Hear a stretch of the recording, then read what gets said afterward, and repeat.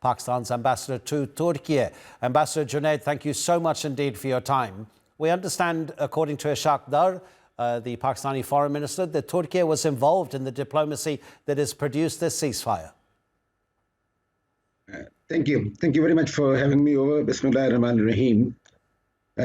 Before we discuss this issue of the ceasefire, let me just give you in about a minute's time a precursor to all the events that took place so that we can understand the whole dynamics of the issue. As you know, the incident took place on 22nd of April in India, in Pahalgam, and our Prime Minister, immediately said within the couple of days of the incident that we are open to any transparent and credible international inquiry because we do not have anything to do with this incident, which this offer was unfortunately never heeded by the Indian side, and the things started to escalate and they started to move in a direction of skirmishes and high tensions. Finally, the Indian side decided to strike some areas in Pakistan, and which was very swiftly and very, I would say, in a powerful way responded by our defense forces, and we were able to shoot down 5 Indian jets, which clearly indicates that this battle was won by our armed forces. After this night of engagement, where the Indian Army lost considerably on the ground as well as in the air, the tensions were, running high on both sides, but we adopted a policy of restraint and refrain because we always believed in peace rather than escalation of the war processes. Unfortunately, our peace efforts or policy of refrain was, at times viewed by some quarters over there as a sign of weakness or a possibility of a weakness, which it wasn't the reality, because we were just showing a behavior of a responsible nation, a nuclear-armed nation, and we understand that the whole peace of the South Asia depends on these 2 countries, because these are both nuclear countries, and any escalation of the tension in this area will have an outfall in the whole global arena. So we adopted a policy of a major self-restraint without compromising on our territorial integrity and sovereignty. Unfortunately, last night, again, the same behavior was shown when we were attacked on our air bases, including the Noor Khan Air Base, the Murid Air Base, and another air base. And this act of violation of the international law and of our borders was immediately responded by our valiant forces, and 20 different areas in India were struck by our forces.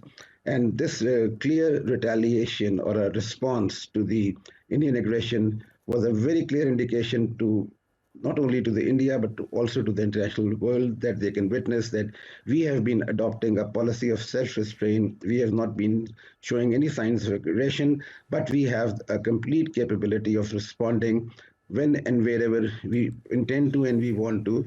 But these were all done in self-interest as well as in a self-defense policy.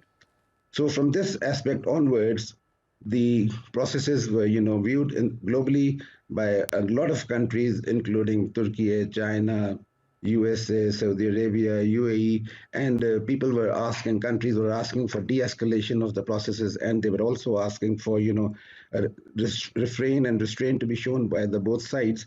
However, here I would like to add that Pakistan was consistently showing refrain and restraint. It was the other side which was continuously provoking us to come into an arena of a war or in a kind of a skirmish or in a kind of a escalated tensions. However, as we are all aware that in the last few hours, a process has been launched and both the sides have agreed to a ceasefire and immediate cessation of the hostilities. So this is the background and this is what has happened. And in this regard, we are extremely grateful to our brothers and sisters in Turkey who stood by us, and they were always condemning the loss of the civilian population. They were always condemning the attacks, unilateral attacks. And besides the government, which was Pakistan and Turkey enjoy a very friendly relationship, which is not based on some decades, it's based on history, it's based on centuries, it's based on our cultural, linguistic, and religious heritage.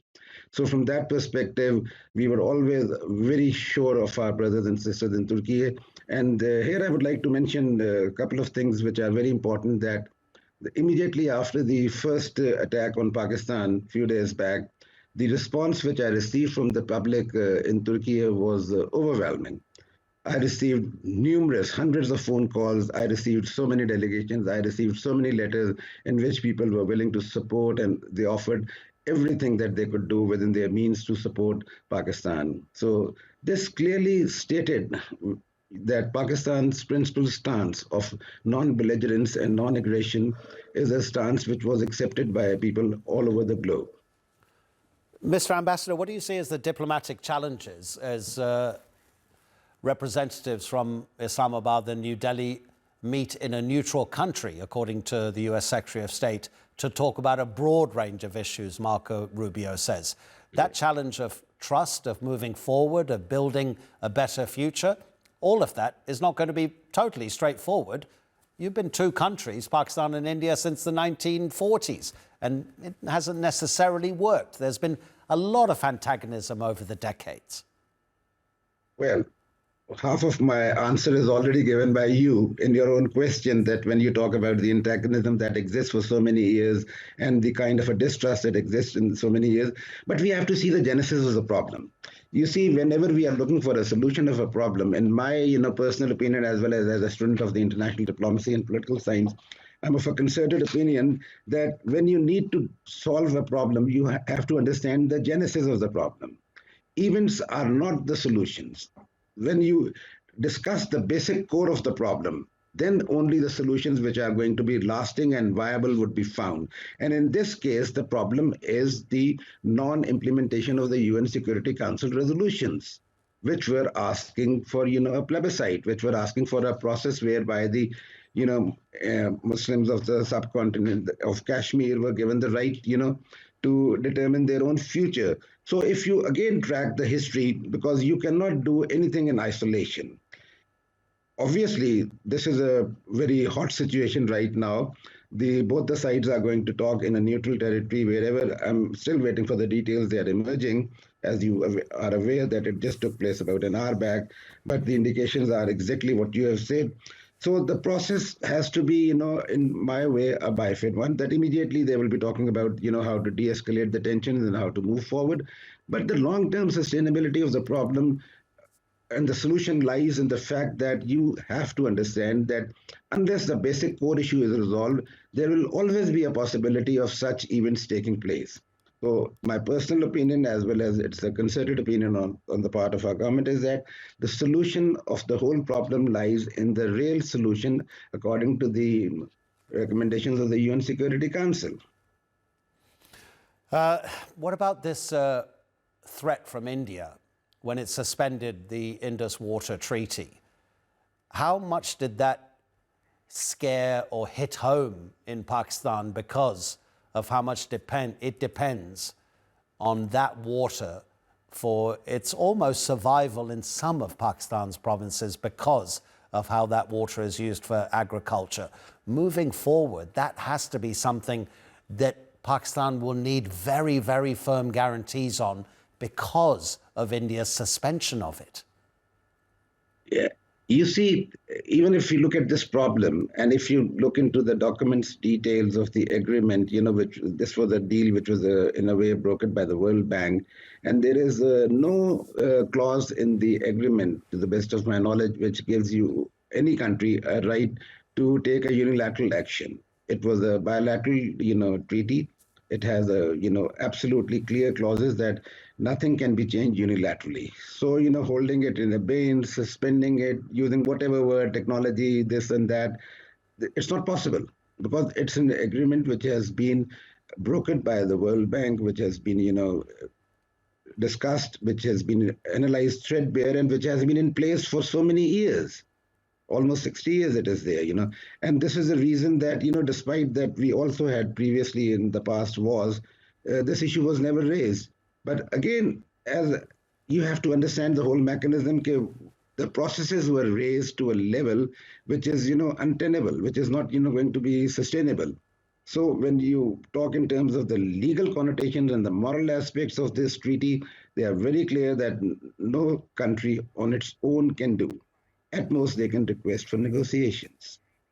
Regarding the other aspect, obviously, this is a kind of a lifeline for us. Our agriculture depends on us. Our population's a huge number depends on us. So this is something that is not going to be acceptable to us in any way. I will not go any further, but I think I have stated my government's position very clearly. Ambassador, really appreciate it. Do you mind if I ask you a slightly more personal question?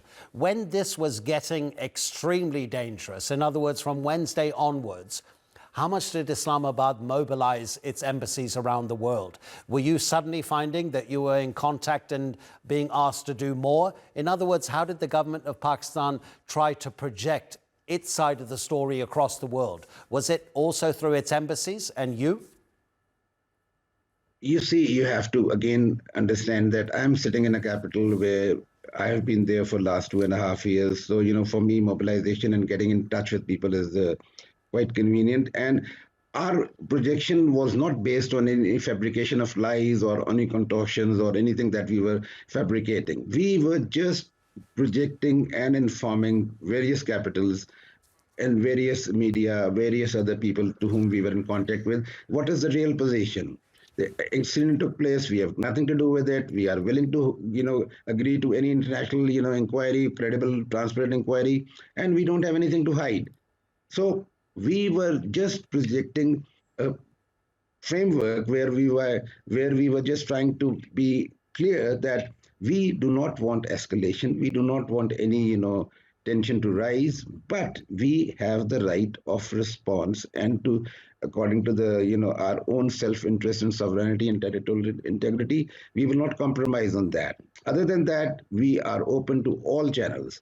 And that is exactly what Islamabad was, communicating with all the other channels, I believe. Ambassador Yousaf Junaid, thank you so much indeed for your time, sir. We appreciate it. Thank you.